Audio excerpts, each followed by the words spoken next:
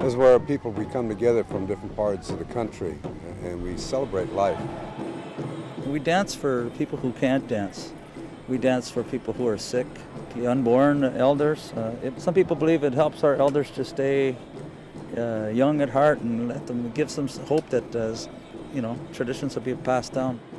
It brings pride back, and a lot of the native people out there, especially here at this gathering and the young ones, makes them feel good. Makes them feel good about who they are. This is a tradition of the Native Americans, and I go to powwow wherever I can, so I can reunite with Native Americans. So it's an opportunity to come together, and not only with all Eskimos or all Athabascans or all Wampanoag people, but bring them all together and share each other's culture. These intertribal powwows have done more to bring different tribes together than I think anything else in the history of the United States. So this is our mission, to spread this healing songs of unity, harmony, and love. And it seems that we're making headway.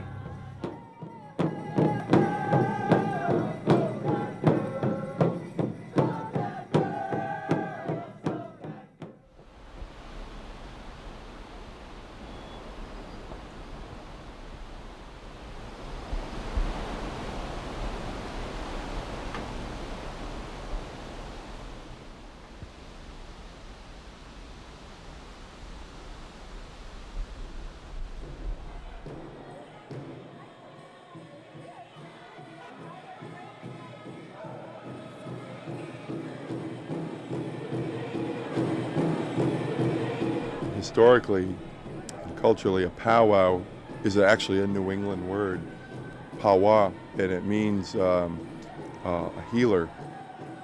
It became really originally a gathering for healing, a ceremony.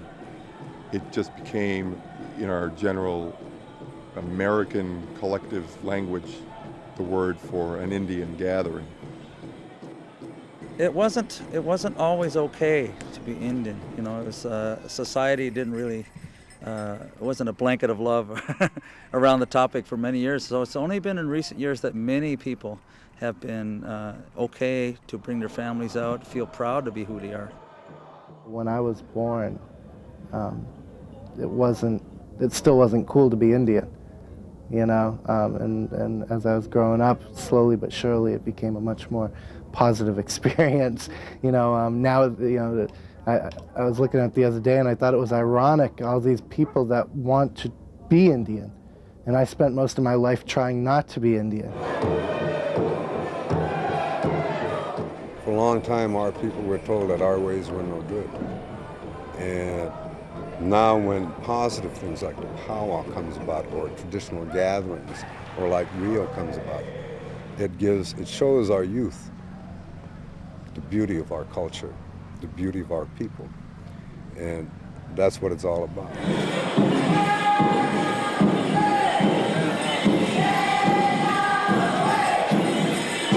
Well, this is what everybody's kind of agreed works in general in the lower 48, especially where it originated a lot in Oklahoma, places like that where everybody's crammed into one place.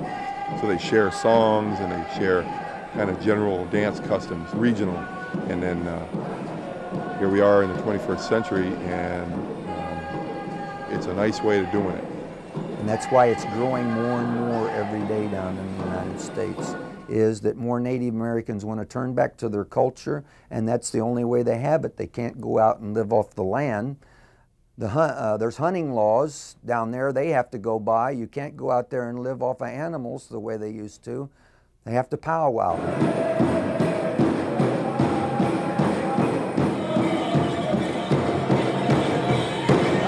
I remember some nations were bitter enemies, and now they're sitting around a drum learning these healing songs. And they in turn will go back to their communities. For instance, I heard one man say, "You look just like my brother." This is his favorite song. So I'll give it to you. He sang this song to him. This man remembered. Other nations were doing the same thing. So today we can safely say the healing of nations has already begun by this exchange of healing songs of different nations. The powwow is something that we really need. Native Americans, especially younger people, are trying to revive the old ways. And also want to see how other Native Americans have their social gathering through Native songs and dances. So powwow was one of them that was really needed here in the interior. I've been here in Alaska since '75, and during that time is kind of the time frame when intertribal powwowing started here in Alaska. And there are more and more Native Alaskans joining in intertribal powwow than were several years ago. Alaska is one of the last places in North America for intertribal powwowing to start. So there are people that came up and they started teaching the drum, okay, the intertribal drum as they call it here, the lower 48 drum. And a lot of the native people and everything, they weren't near their communities, or the elders weren't teaching them the songs and the music. So they started picking up the drum with the intertribal drum.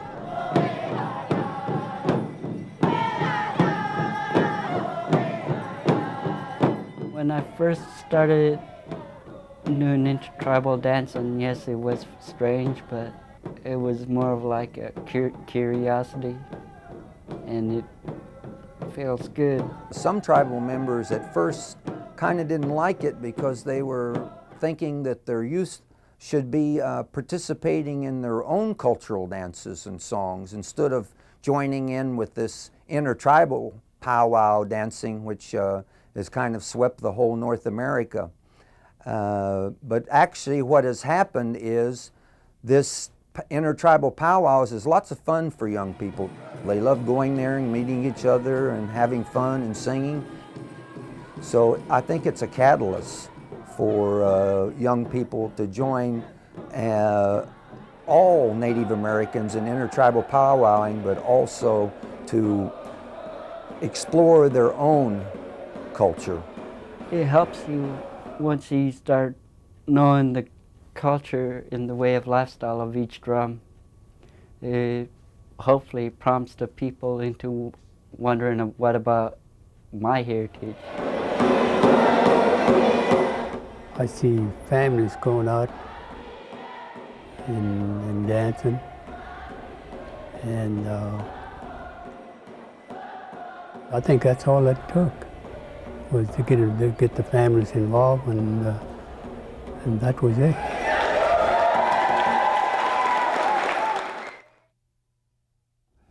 When we go to their country, like their reservation in Arizona, New Mexico, they welcome us there with whatever tradition we have, you know, our kind. And then we also join them in their tradition. But basically, we're all Native Americans, and we have a bond, you know, so it's really great. Well, what has happened, Don Standing Bear is originally from Massachusetts. His family is still there, and he has had a dream, I guess, to put on an intertribal powwow in Alaska. This would be something, it is something new for the state, where we bring people from different nations or different tribes together. It all started about 6-7 years ago. Richard Frank, Athabascan elder, came to me, and we were at WEO, World Eskimo Indian Olympics, and there was a small powwow gathering there. And he turned to me, he says, Don, he says, why don't you get a powwow together? And it was like a shock to me. Richard Frank and I have known each other for years. He knows where I come from. And we've been close friends. In fact, my first traditional potlatch here in Alaska, I sat with Richard Frank many years ago, and he taught me the tradition of the potlatch. I suggested that we're trying to have a powwow in this area. And and I didn't realize that he took it very seriously. So as a result of the suggestion, it became a reality. About 3 years ago, I told our drum group, "Are you guys ready to host a powwow?" Of course, they said, "Oh yeah, let's go ahead and do it," you know. And I said, "Okay, be ready, because I'm going to have things rolling here in another year or two." The thing that I remembered my parents teaching me for many years is respect and honor. And what I did is I made a moose hide pouch, filled it with sacred tobacco, and then I went to Richard Frank and said, my way of asking permission is to do this is the proper way, and I'd like to get to First Chief Peter John and ask his permission to have this powwow here. And basically what the powwow would be is to bring American Indians, First Nations people of Canada, and Native Alaskans together to share our similarities and to learn about one another, to make us stronger and make us more understanding of the world that we live in, because we're changing so much. To get the permission from our traditional chief, Peter John, at Minto, Alaska, I knew that was going to be something that has to be done. Because the traditional way is that they get permission to conduct ceremonies in the Athabascan land.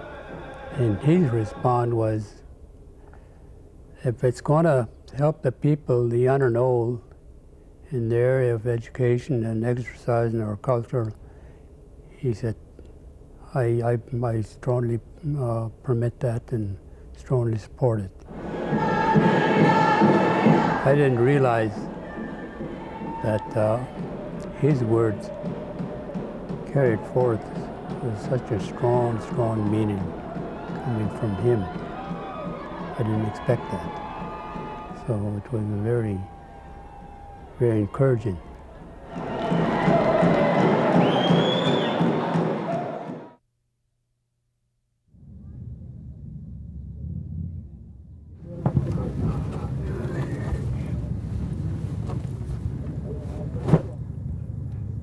First thing is the basics, pair of beaded leggings. This is an integral part of northern traditional outfit.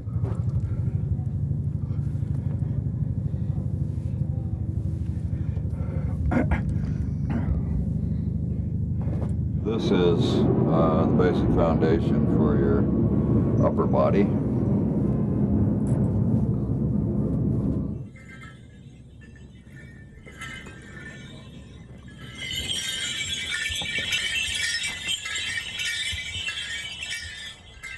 I think when they think of Native peoples, they like to sum everybody up as being the same, but they're all very unique nations. Every nation, the Athabascan Nation, the Micmac Nation, the Choctaw, whoever, they're all very unique peoples. And yet we're able to dance with this, what they call intertribal powwow music, and it's kind of a universal music that anyone can dance to. The type of dancing that we do that a lot of people join in is called round dancing. And it's a very simple step. It's a side step, and everybody gets in a circle and moves together. And it is very simple, and it does help people join in. And that is the idea of that round dance. If you could follow the beat of the drum, you can pick it up real fast. It's just like with the modern day dances, all you have to do is follow the beat and be dancing in one place or all over the place. It's the same way with the intertribal drum and with our Yupik Chupik dancing. They all have to deal with the beat of the drum. Well, I think the common denominator for all tribes, no matter where they came from, was the drum. It's the drum beat, and it represents the heartbeat of the mother and the ancestors. The drum does represent healing for us. It represents joy. It's kind of our telegraph and our telephone, and it brings all of our wishes and our thoughts together. You have that rhythm, which is a heartbeat. It's a dun dun dun dun dun dun. It might be subtle, but it's there. And the words that we're singing, they usually say stuff like, you know, We're Native people, be proud, dance, be happy. If you say that over and over and over and over and over and over again, you can be in a trance-like place. I'm just like floating. I'm in a meditation form, and it doesn't take any energy to do that. It's just like actually calms me. When I'm doing the intertribal, it feels up. My spirit would be gliding, soaring high, being free. That's the way I feel and think about. And that's the way my attitude would be. This is drumming, singing, dancing. It makes my spirit free. I feel good when that happens.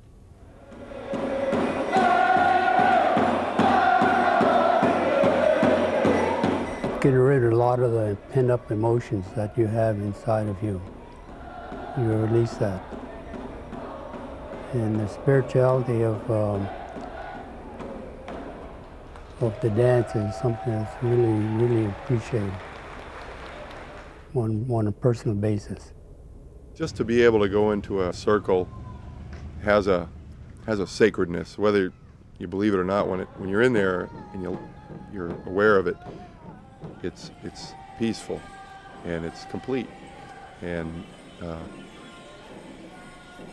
you can't really explain a lot of things unless somebody's been there.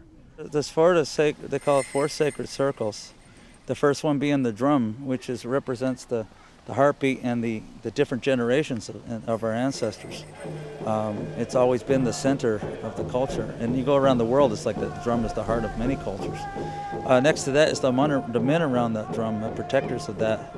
And then there's the life givers, the women. We pay special respect to the women who are life givers. And outside of that circle are the rest of the people, they're all the dancers.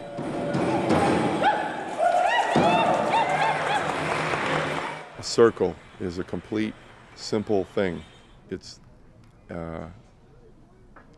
in the whole world, which is a circle, in the cycles of life and all that, and in the seasons. We're just animating that consciously.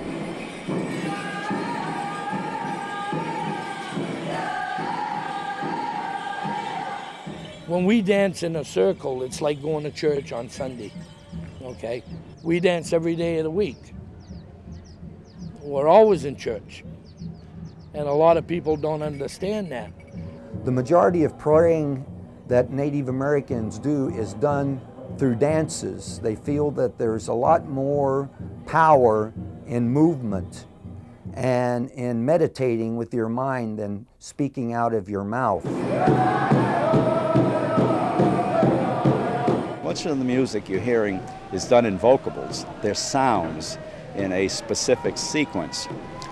The reason for that is that the men who came up with me, who are singing with the 101 singers from the state of Massachusetts, can sit down with the men and women from Anchorage, and they can sing the same songs because they're not singing a language, they're doing it in vocables. And the vocables go all over the country. But if you listen to them, you will see different places, people sing them a little different. It's just like any story or anything about a culture. As it moves from place to place, it changes by the people doing it. It's like the old story of you whisper something in somebody's ear at a long line and they keep whispering, it gets to the other end, it's something else. So we're spreading this music around, and it is becoming somewhat a pan-Indian thing. But we are also trying to maintain our identity as individuals. We have problems with self-identification frequently when people say, gee, you don't look Indian. We don't have the square cheekbones and the Roman nose and the long black braided hair. And it only takes one generation to lose that coloration. And we have a lot of people who are full-blood Mohawk, for instance, who are green-eyed and blue-eyed on reservations in Canada. People are different, and it's true. We're watered down anyway. We go bald, we have beards. It's like people thought no Indians ever shave, because in Roy Rogers' day, they never showed it. And until people realize that we're not in a cowboy and Indian 1930s movie anymore, we bump into school children this way and talking to school children, they'll say, well, you're not an Indian, that isn't an Indian hat. And it is, it's a very traditional Indian hat. And so in talking with people, this is what we try to do. We try to let them know that we are all different. And we encourage people to ask, to go up to someone and say, hey, what's this funny hat you have here? What's this all about? The good part of the powwow is there's a lot of public coming in and seeing the diversity, seeing that we're not all Lakota Sioux. I come from a generation where my father, I'm 52 years old, and the people of my age and everything else, a lot of us, we've lost our language. We've lost our traditions. All our elders that crossed over didn't teach the younger people. And by not doing that, see, we're losing tradition. And so a lot of us, we have to turn around and change that. And like myself, I'm 60 years old. God knows how long I'm going to be here. Now I've got my grandkids here, and they're learning everything about the responsibility of being at a powwow. A lot of youth, I think, grow up not really understanding. You're just kind of there. But even though our youth are there, and sometimes they don't look like they're really paying attention, they're absorbing and they're observing, and more important than what we say, they watch what we do. So in that way, we're passing this down to them, and they remember when they get older. They remember how things are and what it means to be family. And the one thing is, and I realized it because I was a child and I was a youth and a young adult, and I strayed away from traditional ways. But those traditional ways are always there. We learn them, and they're always here in our heart. And I've seen many youngsters stray away, but when they became a little bit older, in their mid-20s even, they come back and they say, I have to get back to the spirit of our people. Before powwows, the whole time my workplace was open, I was there even on my days off. I just had nothing to do with it. Eventually got me into mischief, drinking and smoking marijuana. But now that I have my elders within the group and those that are older than me within the group that I talk with and help me and give me advices about how I should be doing things. And they also encourage me. They always say, you did a good job, keep coming back. Or, you do a great job, keep doing it. And I was telling them I plan on doing it until I'll probably keep doing it until I physically won't be able to do it. I was told by an elder that the most important time for a dancer is not when you're out there dancing, but when you have the regalia off and you're just doing your everyday thing, because that's when little eyes are watching, you also. They're watching what you do, and we just try to be a good role model. One of the things that we've found is that the more we gather, the more we come together as people, the stronger we are. And there's been a lot of research done down in the States that the alcohol and drug incidence lessens the more people gather and the more we come together and share our experience and share our traditions. They're saying if you're going to be part of this, you have to be in a good way. You cannot touch drugs or alcohol. So it's in hopes that maybe our youth, our younger ones, when they come up and they grow up, hopefully they'll be a little smarter and 10 times stronger than we were.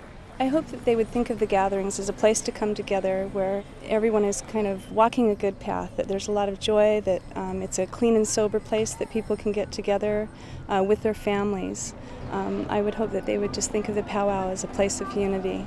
Helps burn off all this extra energy I got.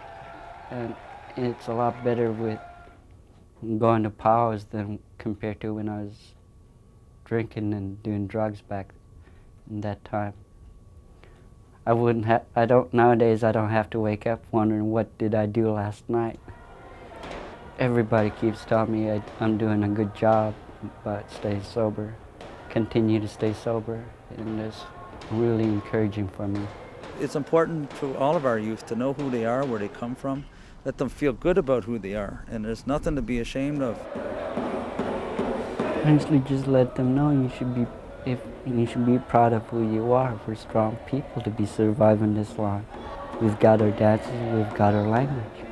They try to outlaw it, they try to ban it, and continue to do them today. So whatever you do, don't let anybody put you down. If people make fun of you, it is because they're jealous. You know your language, you know your dances. They make fun of you because of that. You know, I was letting them know, it makes me happy to see you coming.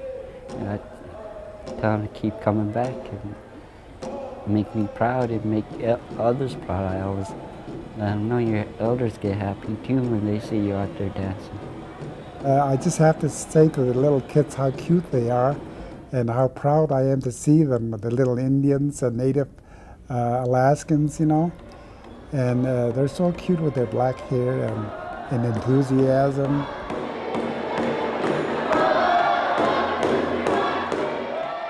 It's really good. I see good signs. I see really good future.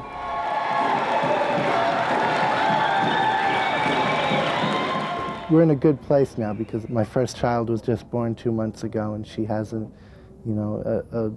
name from my own language, and we plan to raise her very traditionally and raise her with the language and with the traditions of our culture, and hopefully when she's my age, she'll still have that freedom to live that way. The celebration of life is so sacred. I mean, that's all we have is life, and all we have is one another. And one of the things that I've learned and trying to share is we can't do anything alone. It's a place to basically call home.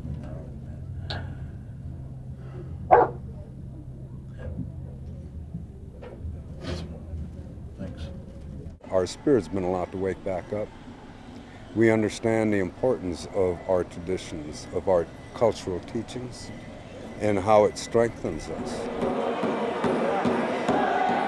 That ancient culture is still right here. It's just like one layer below everyday life. Just peel that layer off, it's right there. In a lot of these families here, it's just right there. If you just have an appreciation for that, and, maybe that's all we can ask for.